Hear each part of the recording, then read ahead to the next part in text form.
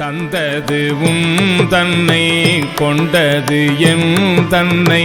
சங்கரார் polo சதுர அந்தம் ஒன்றில்லா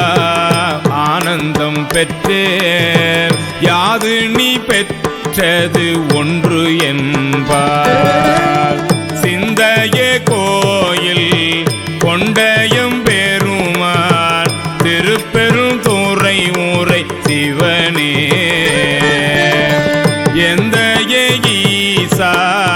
உடலிடம் கொண்டாய் யானிதற்கிலன் ஓர் கைமாறே யானிதற்கிலன் ஓர் கைமாறே யானிதற்கிலன் ஓர் கைமாறே